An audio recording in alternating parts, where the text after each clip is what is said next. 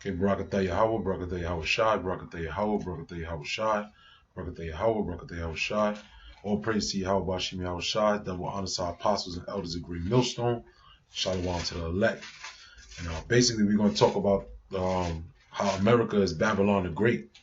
And prove that with the scriptures, go into etymology, and basically, Lord will this be edifying, until we get to the nitty gritty of who Babylon the Great is. All right, because it is a mystery, as the scriptures say, and not everybody believes or knows what who Babylon the Great is. All right, so we're gonna start with the history. Babylon. Give me Genesis the 11th chapter. We'll see what happened to Babylon, the original Babylon. Start at like the 4th verse, I guess. Come. Genesis 11:4. And they said, Go to let us build us a city in the tower, whose top may reach unto heaven, and let us make us a name, lest we be scattered abroad upon the face of the whole earth. Keep going? Yeah, keep going. And the Lord came down to see the city and the tower, which the children of men builded. And the Lord said, Behold, the people is one, and they have all one language. And this they begin to do. And now nothing will be restrained from them which they have imagined to do.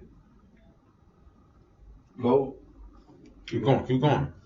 Go to let us go down, and there confound their language, and they may not understand one another's speech.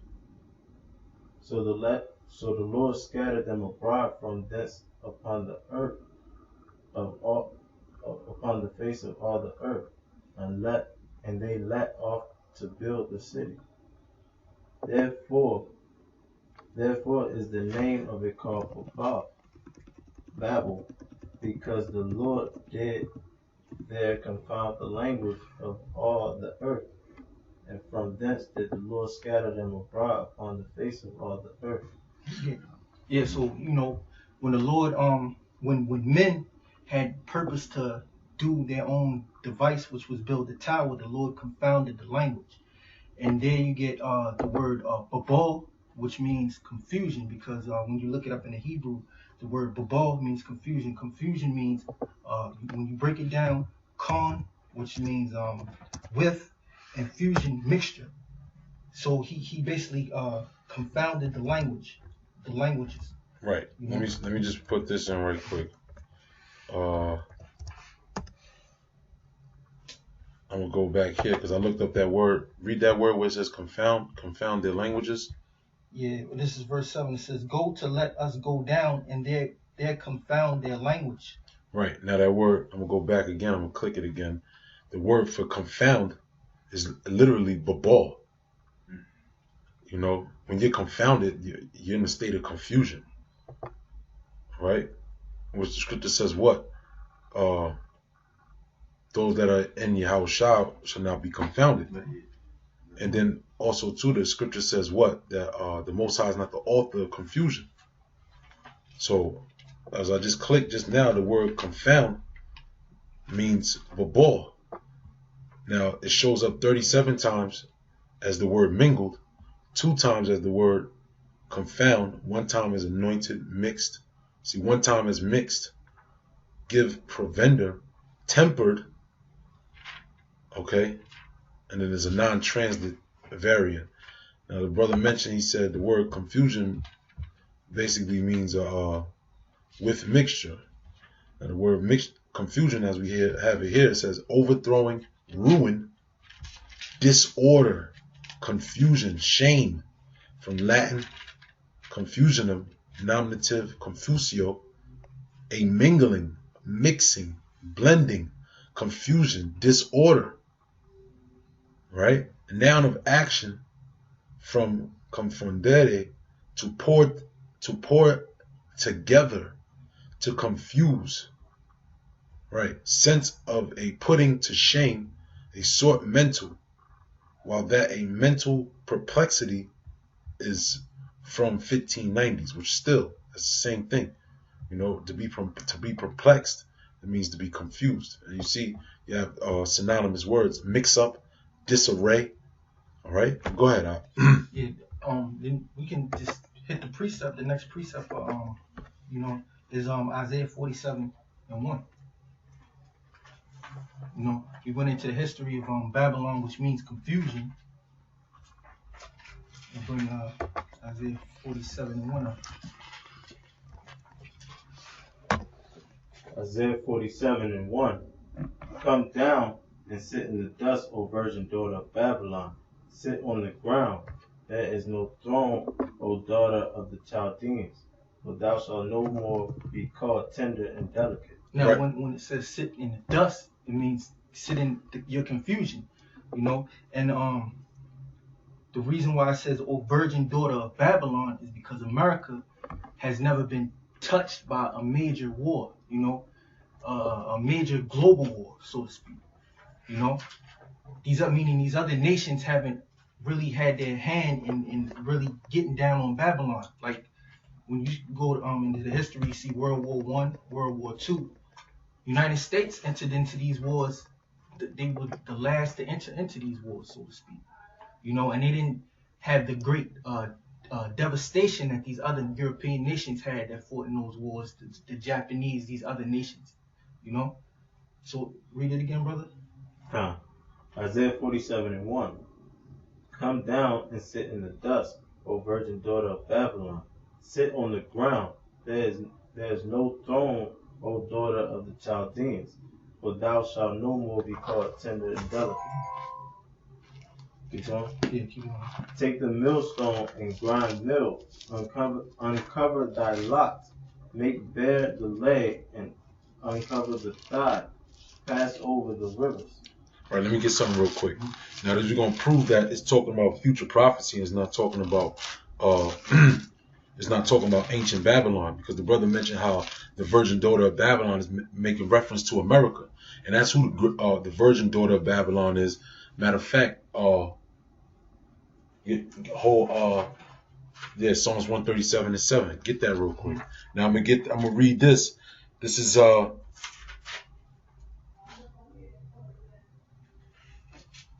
verse 7. This is of Revelations 18:7. This is proving that Isaiah 47 is talking about future prophecy, because it links up with this. The scripture says read how? Precept upon precept. That's the understanding of the scriptures. Precept upon precept. Now this is Revelations 18:7. How much she have glorified herself and lived deliciously, so much torment and sorrow give her.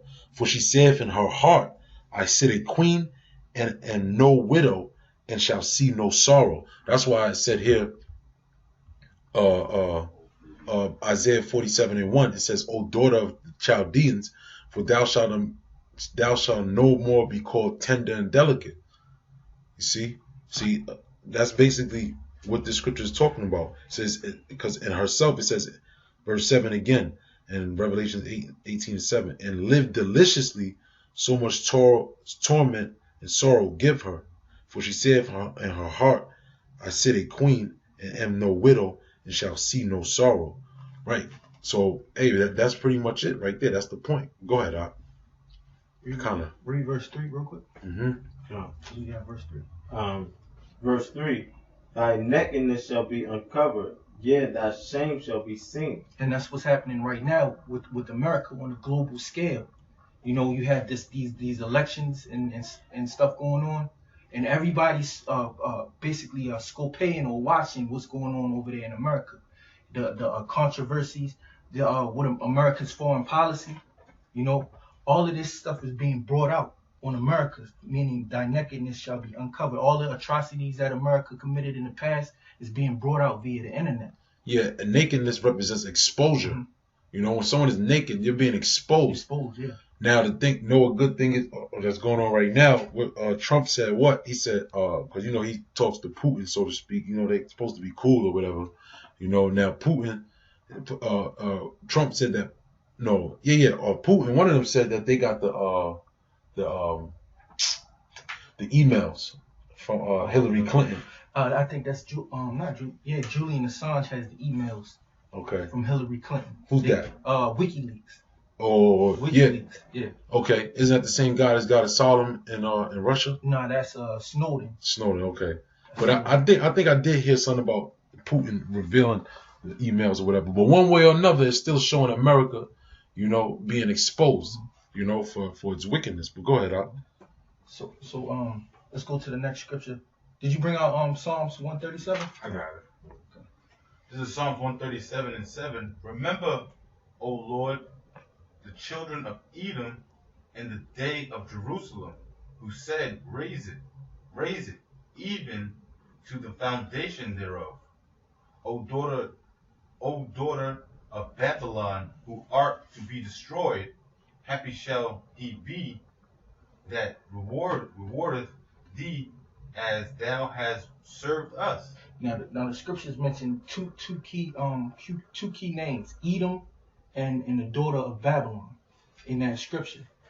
Now we know that the Edomites are the ones in control of Babylon. They're actually the modern day Chaldeans. Yep. And it mentions old daughter of Babylon who ought to be destroyed.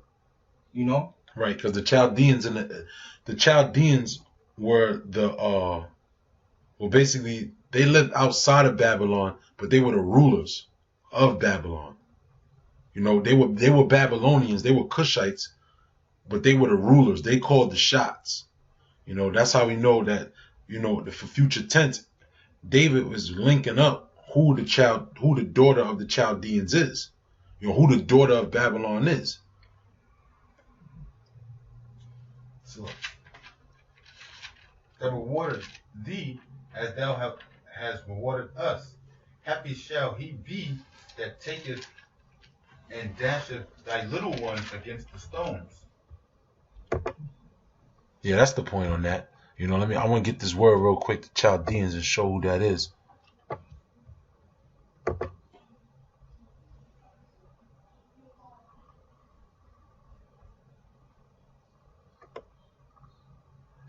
Right. It says a territory in lower Mesopotamia bordering on the Persian Gulf. Right. It says the inhabitants of Chaldea living on the lower Euphrates and Tigris. All right. Well, go ahead. What do you know, brothers? Go from to Jeremiah 50 and you can start at chapter 1. Jeremiah 50:1. The word that Yahweh spake against Babylon and against the land of the Chaldeans by Jeremiah the prophet.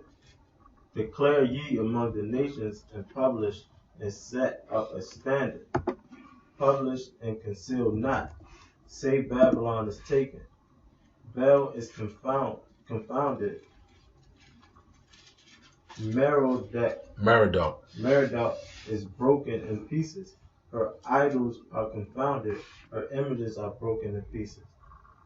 For out of the north there cometh up a nation against her, which shall make her land desolate, and none shall dwell therein. They shall depart, both man and beast. And though this is the prophet Jeremiah prophesying against Babylon, and it says he said, declare ye among the nations and publish and set up a standard, publish and conceal, and say Babylon is taken, Bel is confounded, because all of these idols in Babylon back then, they were confounded, and that's the same thing that's what's going to happen to Great Babylon. All the idols that these Edomites worship, they're going to be taken down, But you can continue, brother. Right. Salaki, I just want to read this because I made the statement earlier. It says, Chaldea, also spelled Chaldea, was a small Semitic nation, which that's not true, that emerged between the late 10th and 9th century BC, serving until the mid 6th century BC, after which is dispersed as the Chaldeans tribes was absorbed into the native population of Babylonia. It was located in the marshy land of the far southeastern corner of Mesopotamia and briefly came to rule Babylon. See, there's a difference between the Chaldeans and the Babylonians. Go ahead. You keep on reading. Come. Verse 4. In those days and in that time, saith Yahweh, the children of Israel shall come, they and the children of Judah together, going and weeping. They shall go and seek Yahweh their power. It says, in those days, which this is future prophecy, and in that time, saith the Lord, the children of Israel shall come, they and the children of Judah together. And it says, going and weep, because, this is really a prophecy, but it actually happened too, The Babylonians were taken down by another nation, but when it says, in those days and in that time, saith the Lord, the children of Israel shall come together with the children of Judah. That's talking about in the times we living in now, the times that we're coming into now. But you can continue reading, brother. Verse 5. They shall ask the way of Salakia.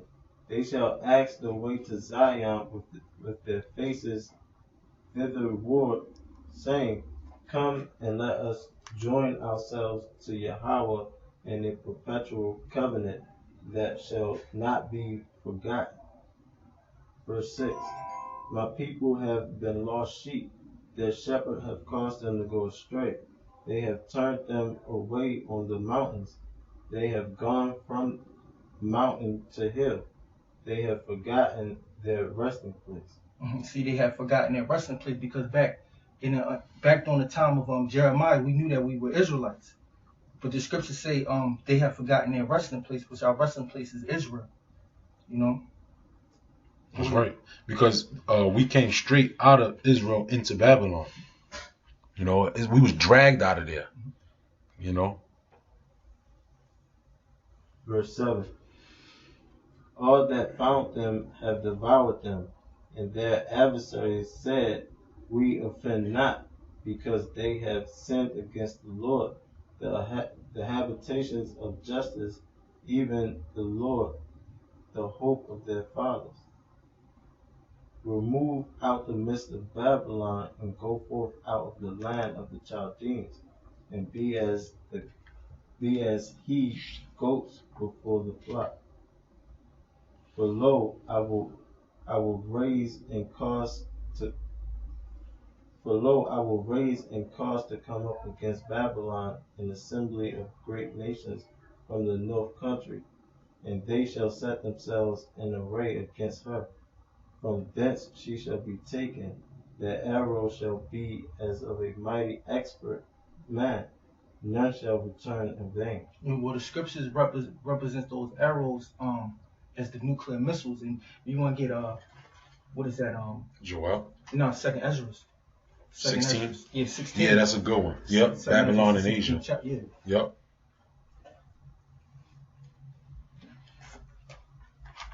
Because those arrows represent nuclear missiles. Yeah. And the scriptures say, strong is the Lord that bendeth the bow. Right. The second Ezra is 16:1. No. Yeah, my bad. Go ahead, read it. Woe be unto thee, Babylon and Asia. Woe be unto thee, Egypt and Syria. Gird up thyselves with cloth and of sack and hair. Bewail your children and be sorry, for your destruction is at hand. A sword is set upon you, and who may turn it back? A fire is set up among you, and who may quench it? Plagues are sent unto you, and what is he that may drive them away? And according to prophecy, this is all that's going to happen. This is what's coming to Babylon the Great. The sword. What is it? It said the sword. Oh, and it just said plagues are upon plagues. Are sent upon you, and what is he that may drive it away? May any man drive away and hunger a hungry lion in the wood? Or may anyone quench the fire in stubble? When it have begun to burn,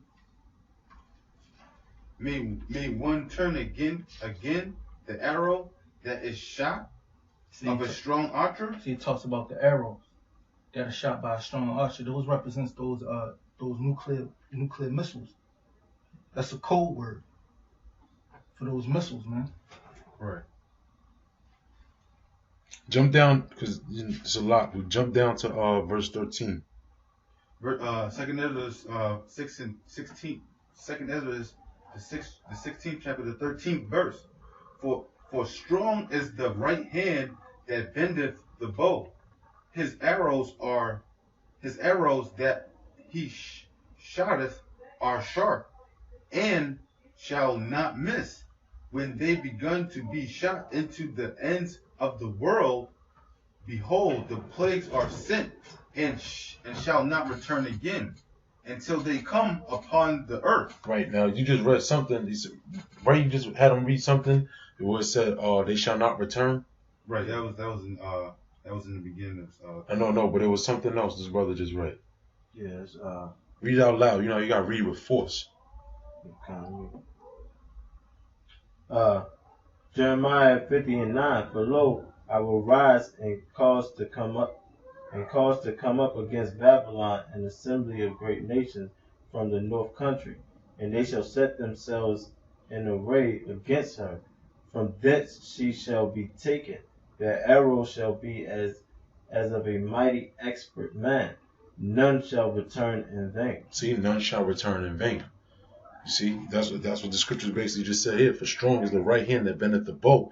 His arrows that he shooteth are sharp, and shall not miss when they begin to be shot into the ends of the world. See, that's why they took the Apocrypha out, man, because the Apocrypha gives more detail. See, when someone may read Jeremiah, they may, that's just talking about ancient Babylon, when the Medes came and took over. But now when you go to the precept, it's talking about the arrows being shot from the end of the earth, from the end of the world, Salakia. You know, verse 14 says, behold, the plagues are sent and shall not return again. See, again, until they come upon the earth. The fire is kindled and shall not be put out till they consume the foundations of the earth. See? Like as an arrow which is shot of a mighty archer returneth not backward. See, again, that's going right into what Jeremiah was saying. You know, just like Joel too. None of them shall miss their rank. You know, so this is all talking about the destruction of Babylon the Great, the future Babylon, which the brother was explaining earlier, that what Babylon means confusion. This is a great confusion. This is a lot of confusion. There's no other place on earth was ever this of much confusion. Nobody knows who they are. The Chinese people, that's not their real name. Chinese, that's a Greek terminology. You know, who else? The Japanese, they don't know who they are. Even the so-called Africans are calling themselves Africans. Mm-hmm. That's great confusion. And then you got a melting pot of people who call themselves the same thing, but then when they revert back to who they think they are, they're not even them people. So this is Babylon the Great. This is a place of much great confusion. All right? Hey, read down Jeremiah 50, verse 13. Verse 13. Because of the wrath of the Lord, it shall not be inhabited. He's talking about Babylon again. Mm-hmm. But it shall be wholly desolate. Everyone that goeth by Babylon shall be astonished and hissed at all her plagues. Now go to Revelation, the 18th chapter. Mm-hmm. I think it's, what is it, 18? Top? No, not the top. Not the top. It's towards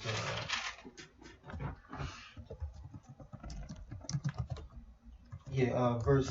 You can start at verse 16. This is Revelations 18 and 16, and saying. Start up at 15, Shalak. Okay. Revelations 18 and 15. The merchants of these things which are made rich by her shall stand afar off for the fear of her torment, weeping and wailing. and saying, Alas, the great city that was clothed with fine linen and purple and scarlet and decked with gold and precious stones and pearls. For in 1 hour so great riches is come to naught. Yeah, so in one hour, Babylon the Great is going to come to nothing, you know. And it's just that precept right there is piggybacking off of Jeremiah. Relaying back off of Jeremiah, 50th chapter. But I should have told you to read and started verse. You should have started at the top, like you said, brother. Go ahead. Start at the top. Revelations 18:1. And after these things, I saw another angel come down from heaven, having great power, and the earth was lighted with his glory. And he carried mightily with a strong voice, saying, Babylon the Great is fallen, and it is become the habitation of devils, and is behold of every foul spirit, and a carriage of every unclean and a cage of every unclean and hateful bird. Yeah, because that's the only things that's gonna inhabit Babylon once America's destroyed. Beasts, devils, cage, beasts, basically scavenger beasts. Desert creatures. Yeah, desert creatures. Mm-hmm. That's the only thing that's gonna inhabit Babylon. There's not gonna be any human life in America once it's destroyed. Never again. For all nations have drunken of her wine, of the wrath of her fornication, and the kings of the earth have committed fornication with her. Yeah, and the wine represents her philosophies. Her democracy, everything that comes with her democracy, her way of life, her way of thinking, that represents the wine. Homosexuality, transgenderism. Woman over men. Women rights. Yeah, women rights.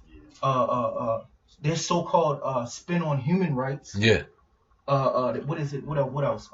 Bestiality, all kinds of madness. Bestiality. Having different nations. Yeah, having different nations amongst you. Yep. Yeah, because that's where the great confusion lies. Mm-hmm. Having all these nations amongst you, because when one nation lives amongst their own nation, then they set the rules of that nation. But then when you have an influx of nations, then it becomes confusion because there's no standard anymore. No, we do this and you do that. Okay, that's fine for you, but it's not fine for me. That's confusion because remember what it said. It said without order, right? Now, when you have order, then you have laws. America's really lawless. You can worship any god. You can start your own religion. The nigga Polite started his own language. I don't know if brothers seen that. We was watching that yesterday with Polite on goddamn Power 105.1. The nigga say he started his own language. You can do that in America. But when there's true order, when you have a standard, you can't do that. But yeah, go ahead. Whatever. And the merchants of the earth are waxed rich through the abundance of her delicacies. And that's how men get rich, by people having no set standard. You can make all types of money. Yeah. In America. Yeah. You could sell rabbit. You could set up traps and catch rabbits and sell them so people can eat it. Mm-hmm. Ducks or being a hoe. Yeah. Well, that's a great point because what is it called? The mother of harlots. I got something. Go ahead.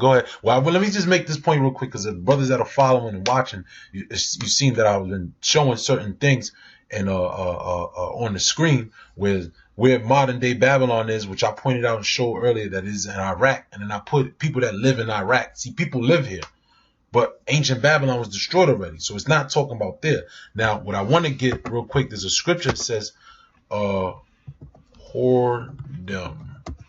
It says when the city is turned to whoredom, it's basically wickedness is abundant. There it goes. Leviticus 19:29. It says, don't prostitute thy daughter, which is a whore, a harlot, to cause her to be a whore. There you go. Lest the land fall to whoredom and the land become full of wickedness. And that's America. America's full of wickedness. Why? Because whoredom is abundant in America. That's why America is what? The mother of harlots. That's right. You know, a harlot is a whore. This is a place of whoredom. Whoredom also goes into what? Different philosophies, the fornication. You know?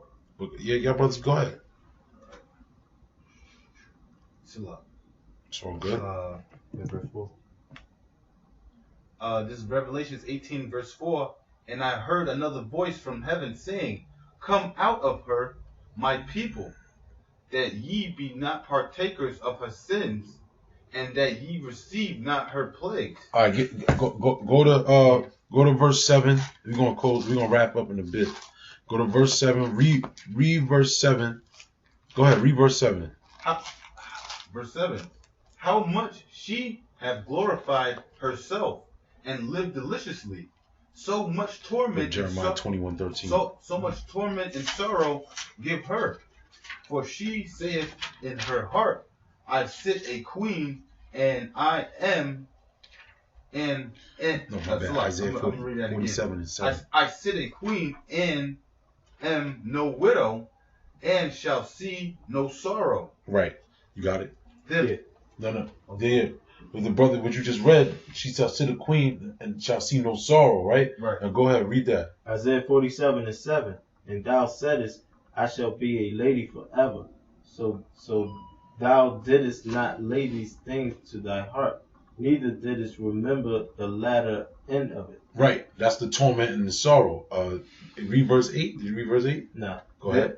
Therefore hear this now, thou that art given to pleasures, that dwellest carefully, and sayest in thine heart, I am, and none else beside me.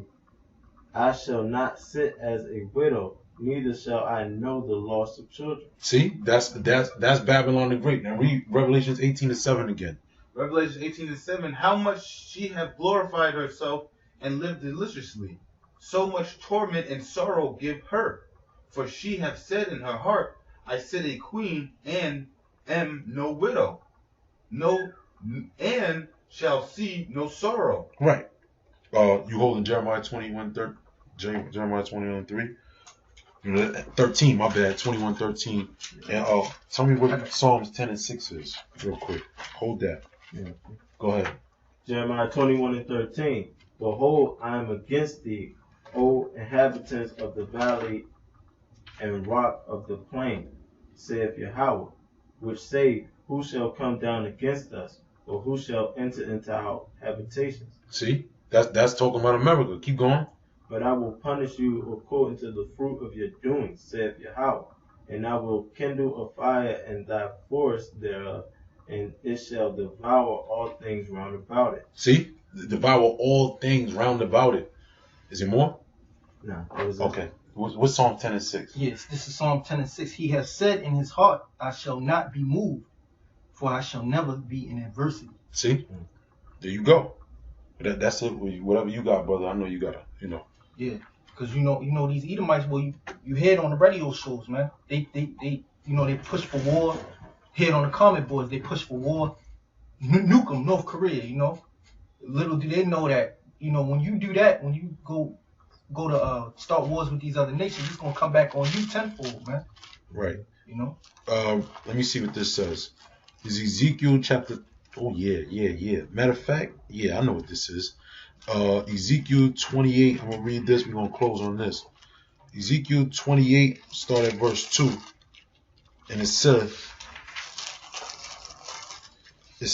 son of man, say unto the prince of Tyrus, thus saith Yahweh power, because thine heart is lifted up, and thou hast said, I am a God, and I sit in the seat of God, or the Most High, in the midst of seas. Remember, when you read in the scriptures, it says that Babylon the Great is sitting upon many waters.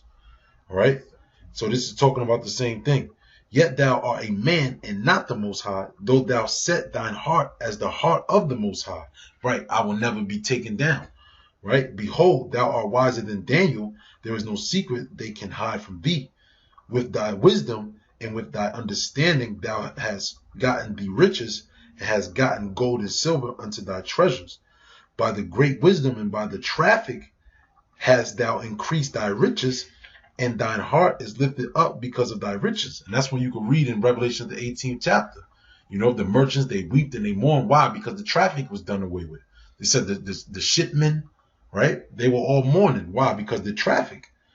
It says, therefore, thus saith Yahweh power, because thou hast set in thine heart as the heart of the Most High. See, that's that boastfulness, right? Behold, therefore I will bring strangers upon thee, the terrible of the nations, and they shall draw their swords against the beauty of thy wisdom. Right? That's their thermonuclear bombs, man. Right? Because their wisdom is what? That's their technology. That's why they sit up so high. That's why America sits up so high and says nobody, they can't be touched, because of the so-called technology, because of their missile defense system, because they've won. They became America. They became so great through their merchants, and also too because of war. So it says, and they shall defile thy brightness. America's gonna be defiled, man, with these missiles, man. You know, that's what, you know, you be watching that show, you know, where they say, violate this nigga. You know? And that's what the scriptures is saying. America's gonna get violated, man. You know? They shall bring thee down to the pit, and thou shalt die the deaths of them that are slain in the midst of the seas. So that's plain, man. That's just that's talking about America, man. Babylon the Great, ultimately, man, which is also called Assyria, which is also called Egypt, which in this scripture was also called Tyrus. Yep, which was also called Tyrus, man. You know, so America is Babylon the Great is a code word for America, and so are many other names as well, man. But if you got any closing words or scriptures? Nah. Well, that's a mystery. Yeah. You know, it's a mystery, because if everybody knew that Babylon was the great, everybody would leave this place, man. So it has to become a mystery, you know. Right. Yeah. Did you read Revelation 17:5? Revelation 17:5. And upon her forehead was a name written, Mystery, Babylon the Great, the mother of harlots and abominations of the earth. See, that's plain. That links, that ties in all the scriptures that we read. You know, all the statements that brothers made. You know, and that's pretty much it. You know, give all praise to Yahweh Bashim Yahweh Shai. Double honor to our apostles and elders of Great Millstone. Shalom to the elect. Shalom. Shalom. Take it out. Yeah, comfortable. What you talking?